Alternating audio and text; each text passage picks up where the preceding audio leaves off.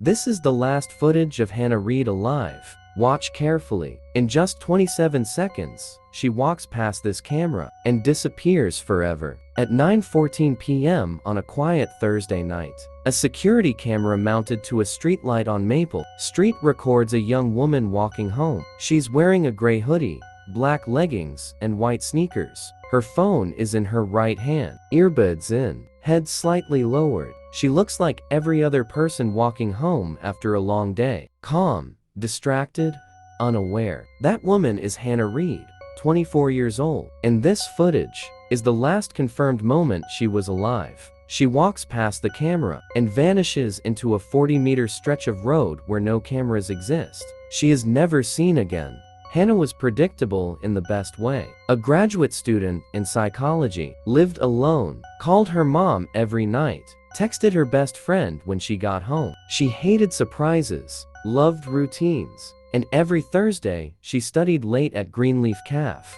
3 blocks from her apartment. She had done this for 11 months straight. Same route, same time, same habit. Someone had noticed.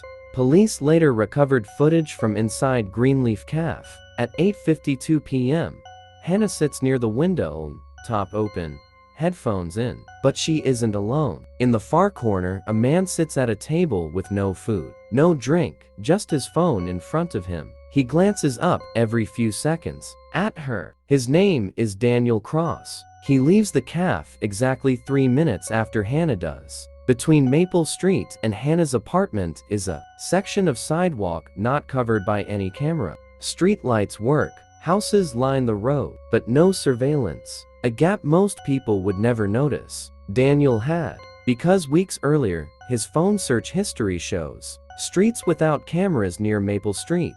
How to avoid CCTV at night.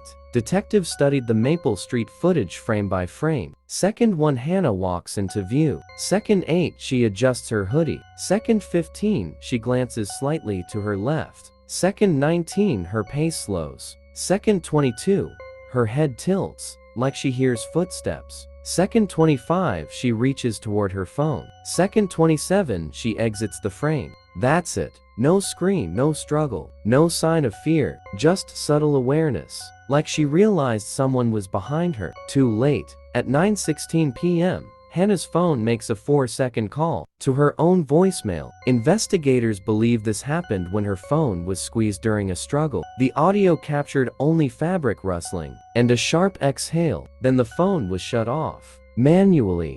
A woman living on Maple Street later told police she saw a dark SUV parked strangely that night.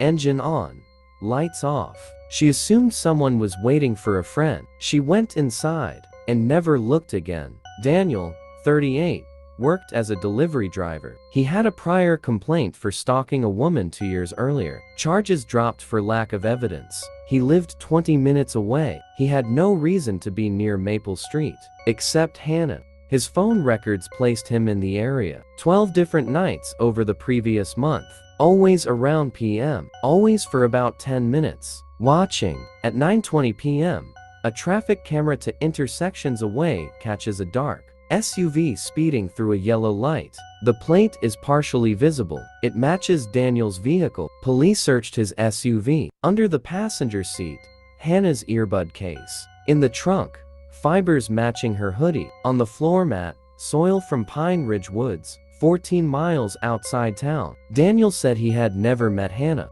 Cadaver dogs alerted in a remote clearing. The soil had been disturbed recently. Police dug. Nothing. But the ground showed signs something heavy had been buried and moved. Someone had come back. Daniel's laptop revealed a map. A screenshot of Hannah's route from the cafe to her home. Circled in red was the exact blind spot between cameras. He had timed it, measured it, waited for it. Hannah wasn't randomly chosen. She was selected because her routine never changed. She felt safe.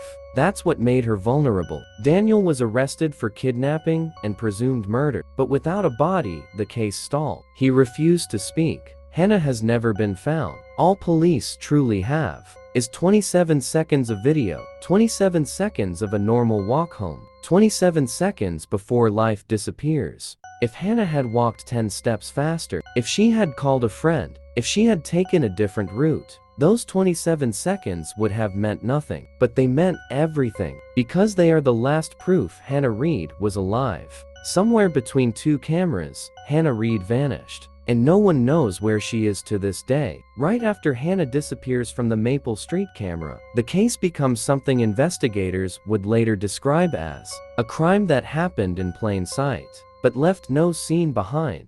Because when police arrived the next morning, there was nothing to indicate a struggle had ever happened on that street. No dropped items, no disturbed pavement, no witnesses who saw fear, just a quiet sidewalk that looked like any other. And that is what made this case deeply unsettling. Investigators physically walked the exact path Hannah took that night. They timed it. From the moment she left the camera's view to the moment she would have reached the next streetlight was 18 seconds. That means whatever happened to Hannah happened in less than 20 seconds, which tells police something terrifying. She didn't have time to scream. She didn't have time to run. She didn't have time to fight. She was taken quickly, efficiently, quietly, by someone who knew exactly what they were doing. Homes lined both sides of Maple Street. Windows, bedrooms, people inside, yet no one heard a scream, which suggests Hannah was likely grabbed from behind, her mouth covered instantly, and pulled into a vehicle within seconds. Professionals later said this looked less like a random attack and more like a practiced abduction. When police checked traffic cameras from previous weeks, they noticed something chilling. Daniel's SUV had been recorded driving slowly down Maple Street multiple times late at night. Sometimes he parked for a few minutes. Sometimes he just passed through. He wasn't there by accident. He was studying the area, learning the lighting, the timing, the quiet hours, waiting. Detectives pulled phone data from Daniel's past. They discovered that 6 months earlier, a woman had reported being followed while jogging at night. The location? 2 streets away from Maple Street. The description of the vehicle? A dark SUV. Daniel had been questioned at the time, but released. Now, that old report looked very different. Digital forensic experts examined Hannah's phone shutdown. It wasn't the battery dying. It wasn't damage. It was manually powered off by holding the button for several seconds, which means while Hannah was struggling, someone calmly took the time to switch off her phone. That detail told investigators a lot about the mindset of the person involved. Controlled, focused, prepared. Here's what police believe happened. 9:14 p.m. Hannah passes Maple Street camera. 9:15 p.m. Daniel pulls alongside her in the blind spot. 9 hours 15 minutes and 20 seconds, he forces her into the SUV. 9:16 p.m. her phone accidentally calls voicemail. 9:17 p.m. Daniel turns the phone off. 9:20 p.m. his SUV is caught on traffic camera speeding away. The entire crime, under 3 minutes. During questioning, Daniel remained eerily calm. He didn't ask about Hannah. He didn't deny knowing the area. He simply repeated, "You don't have a body. You don't have anything." And technically, he was right.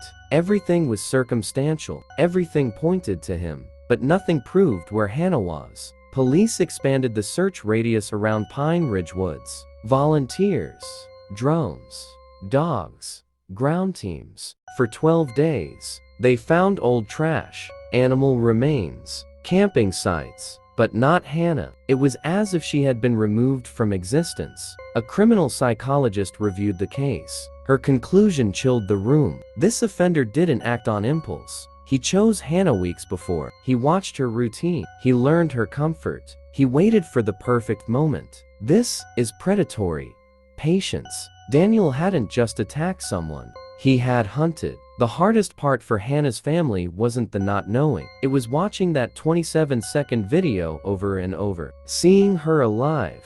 Seeing her safe.